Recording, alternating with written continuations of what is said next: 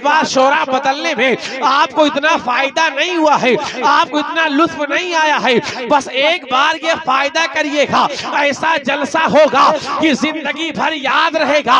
हर साल तुम शायरों को बदलते हो, आलिमों को बदलते हो, नासिमों को बदलते हो, कभी अपने आप को बदल कर एक जलसा मना हो कि अगले साल नमाज नहीं पढ़ते थे, इस साल के बाद नमाज पढ़ेंगे, अगले साल रोजा नहीं रखते थे, इस जलसे के बाद रोजा रखेंगे, अगले साल इखलाक पेश नहीं करते थे, इस जलसे के बाद इखलाक पेश करेंगे, अगले साल शराब पीते थे, इस साल के बाद शराब नहीं पिएंगे, अरे अगले साल जुआ खेलते थे, इस जलसे के बाद जुआ नहीं खेलेंगे, अगले साल झूठ बोलते थे, इस जलसे के बाद झूठ नहीं बोलेंगे।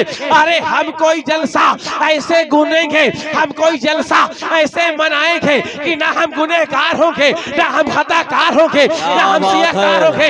अरे जलसा हम मनाएंगे जब नबी की बारगाह में हमारा नाम लिखा जाए तो ना गुनहगार के तौर पे, ना खताकार के तौर पे, ना सियाकार के तौर पे, अरे हमारा नाम लिखा जाए तो अहमद मुख्तार के गुलाम के तौर पे। नारे तकबीर, नारे रिसालत, फैज़ाने मदीना शरीफ, नारे तकबीर, नारे रिसालत। क्या बात है, जिंदाबाद। एक बार, बस एक बार अपने आप को चेंज करके देखिए, बस एक बार अपने आप को बदल कर देखिए, बस एक बार अपने अंदर चेंजिंग ला कर देखिए। इंशाअल्लाह ताला ऐसा फायदा हासिल होगा, ऐसा फायदा हासिल होगा, ऐसा फायदा हासिल होगा कि जिंदगी भर वो जलसा याद रहेगा, सुभान अल्लाह, जिंदगी भर उसका नफा हासिल रहेगा। इसलिए प्यारे इस जलसे में आए तो दुआएं करें कि अल्लाह तबारक व तआला आप पर अपना फजल, आमीन आमीन, आप पर अपना करम फरमाए, आपके गुनाहों को माफ अता फरमाए, हमारे भी गुनाहों को माफ अता फरमाए। अल्लाह तबारक व तआला इस महफिल के सदके जो जिस मकसद से आया उसको उस मकसद में कामयाबी अता फरमाए, आमीन आमीन। क्योंकि ये रात शबे बारात की रात है, जागने की रात है। लखनपुर वालों, अल्लाह आपको सलामत रखे, आप काबिले तारीफ हैं। 2 जलसा तो मैं पढ़ चुका हूँ, ये तीसरा जलसा मैं पढ़ रहा हूँ माशाअल्लाह, और तकरीबन 2 या 250 किलोमीटर का सफर करके आ रहा हूँ। बताने का मकसद है कि मगरिब बाद में घर में अपने घर में फातिहा पढ़ के निकला। ये बताने का मकसद ये कि रात जागने की रात है।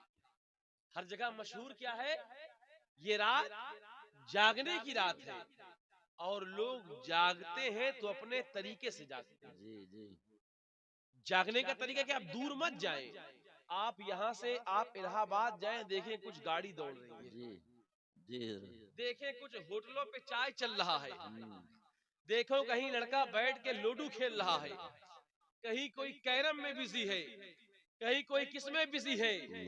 लेकिन प्यारे याद रखें कि ये कोई गाड़ी में है, कोई कहाँ है, कोई कहाँ, लेकिन सबसे मोतबर रात वो है, सबसे बेहतर वो रात है जो अल्लाह और उसके रसूल की याद में गुजर जाए। सुभान अल्लाह, सुभान अल्लाह, अल्हम्दुलिल्लाह बोलते हुए गुजर जाए, क्योंकि मरते वक्त कल आदमी एक एक लम्हा जिंदगी के लिए क्या तरसेगा। कहने हजरत। अभी हमारे गांव इलाके में भरवारी में एक विस्फोट हुआ, वो विस्फोट हुआ पड़ाके का, पूरी फैक्ट्री फट गई। यकीन जाने आसपास 5 किलोमीटर की रेंज में जमीनें हिल गई।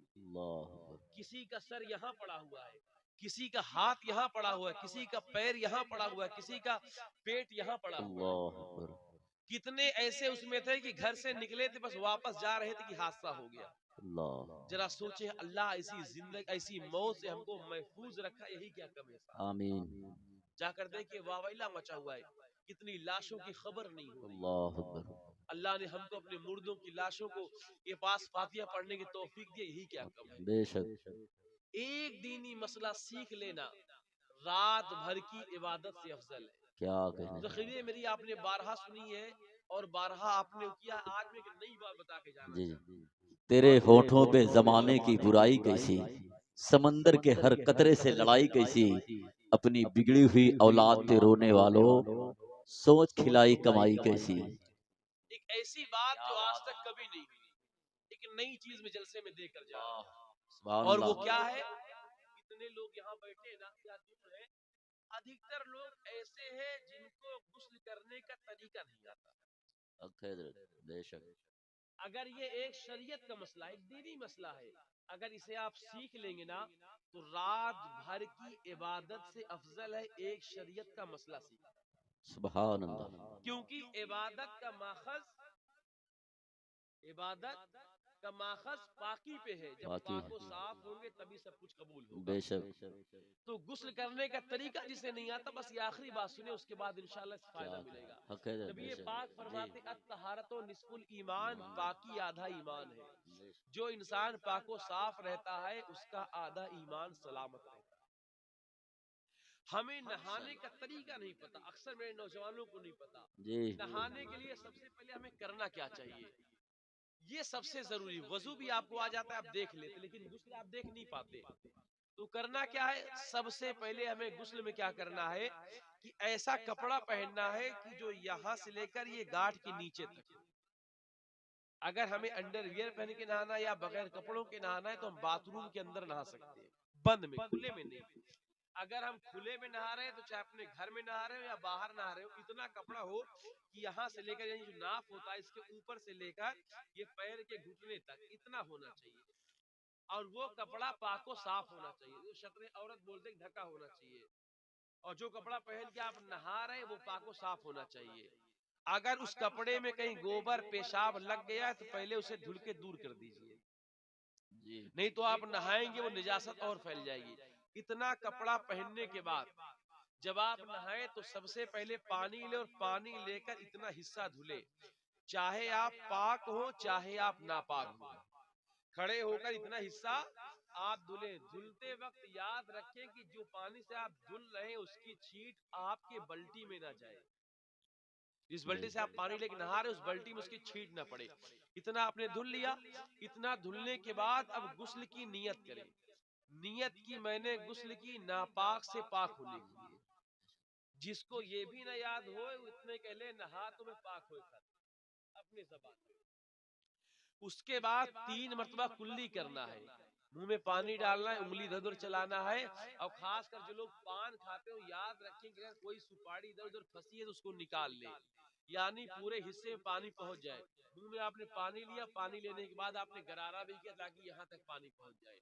उसके बाद आपने कुल्ली कर दिया, एक बार हो गया, दोबारा आप पानी फिर लेंगे, फिर कुल्ली करेंगे, फिर थूक देंगे, दोबारा पानी लेंगे, फिर गरारा करेंगे, कुल्ली करेंगे, थूक देंगे। 3 मरतबा ये कुल्ली हो गई। उसके बाद 3 मरतबा नाक में पानी डालना। नाक में पानी ऐसे इससे डाले और इससे अंदर किए ताकि बाल सारे भीग जाए। इतना करने के बाद 3 मरतबा आपने नाक में पानी डाल लिया। फिर 3 मरतबा, अगर जग है 3 जग इस पर पानी दाहिने, 3 जग बाएं, और उसके बाद 3 जग सर पे डाल ताकि बदन का सारा हिस्सा भीग जाए। बहुत से लोग की आदत क्या है, वो पानी डायरेक्ट सर पे डाल देते हैं, ऐसे भी हो जाएगा, लेकिन इससे डॉक्टर एमबीबीएस कहते हैं कि ब्रेन हेमरेज होता है। अक्सर जो पागलपन हो जाता है, ब्रेन हेमरेज हो जाता है, वो डायरेक्ट सर पे पानी डालने से। तो जब भी नहाए तो 3 दाहिने तरफ, 3 बाएं तरफ, और 3 फिर सर पे डाले तो पूरा हिस्सा आपका भीग जाएगा। उसके बाद फिर चाहे साबुन लगाएं, शैम्पू लगाएं, जिस तरह चाहे उस तरह नहाए, जितनी बल्टी चाहे उतनी बल्टी नहाए। जब इस तरह आप नहाएंगे तो पाक साफ हो जाएगा। किस तरीके से नहाए, जिसको गुस्ल का तरीका नहीं आता, गुस्ल का तरीका उसे मालूम हो गया। अल्लाह रब्बे कायनात इन सारी बातों पे हम सबको अमल करने की तौफीक अता फरमाए। आमीन। इंशाअल्लाह फिर कभी मुलाकात होगी तो फिर बात होगी। वमा अलैना इल्लल बलाग।